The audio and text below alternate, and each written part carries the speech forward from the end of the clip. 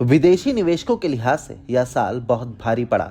8 कारोबारी सत्रों में विदेशी संस्थागत निवेशकों यानी एफआईआई ने $100 करोड़ यानी लगभग 8170 करोड़ रुपए से अधिक शेयरों की बिक्री की है। पिछले साल 2022 में एफआईआई ने खरीदारी से अधिक बिकवाली की और उन्होंने 1721 करोड़ रुपए के भारतीय शेयर बेच दिए। यह रुझान इस साल भी जारी रहा। एनएसए की वेबसाइट पर मौजूद प्रोविजनल डेटा के मुताबिक 11 जनवरी को एफआईआई ने 3208.15 करोड़ रुपए के शेयरों की बिक्री की। वहीं सेबी की वेबसाइट के मुताबिक एफआईआई ने 2 जनवरी से 10 जनवरी तक 81.76 करोड़ डॉलर के शेयर बेच दिए। एफआईआई क्यों बेच रहे हैं शेयर? देश की सबसे बड़ी आईटी कंपनी टीसीएस ने कुछ दिन पहले दिसंबर 2022 तिमाही के नतीजे जारी किए। टीसीएस के कमजोर नतीजे आने वाले समय में चुनौतियों के संकेत दे रहे हैं और निवेशकों के बीच धारणा बनी है कि आईटी सेक्टर की ग्रोथ सुस्त रह सकती है।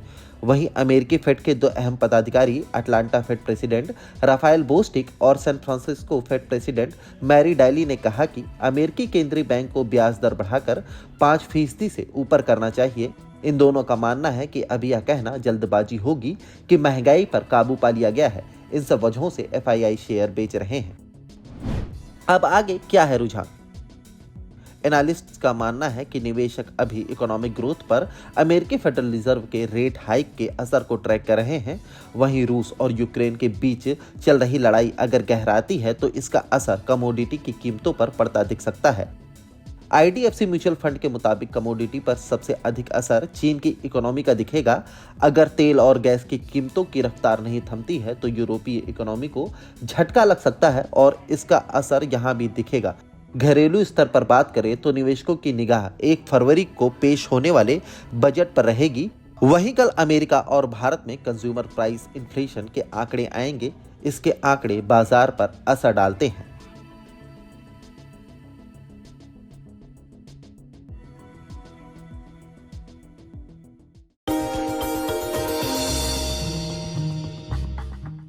डू यू नो में आज हम बातचीत करेंगे जोमैटो के बारे में। दरअसल जोमैटो का जो नाम है वो लिया गया है टोमेटो से। उसी की तर्ज पे इसका नाम रखा गया ताकि इस फूड मार्केट को, जो ग्रोइंग फूड मार्केट है, उसको ठीक से इनकैच किया जा सके। दरअसल जोमैटो की जो शुरुआत हुई थी वो फूडी बे के नाम से हुई थी, जहां पर ये शुरुआती कारोबार में इतना बड़ा स्टार्टअप या प्लेटफॉर्म नहीं था, लेकिन धीरे धीरे इन्होंने अपने कारोबार को रिवैम्प किया और ये प्लेटफॉर्म बिजनेस के अंदर उतरे।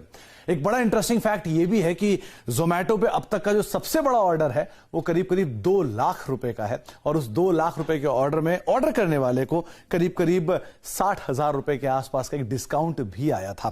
कंपनी के साथ कुल रफली 1.5 लाख से ज्यादा डिलीवरी पार्टनर्स एसोसिएटेड हैं और कंपनी के साथ 2-3 जुड़े हुए फैक्ट में एक ये भी फैक्ट है कि 2021 के अंदर कंपनी के प्लेटफॉर्म पे सबसे ज्यादा बिरयानी ऑर्डर की गई थी।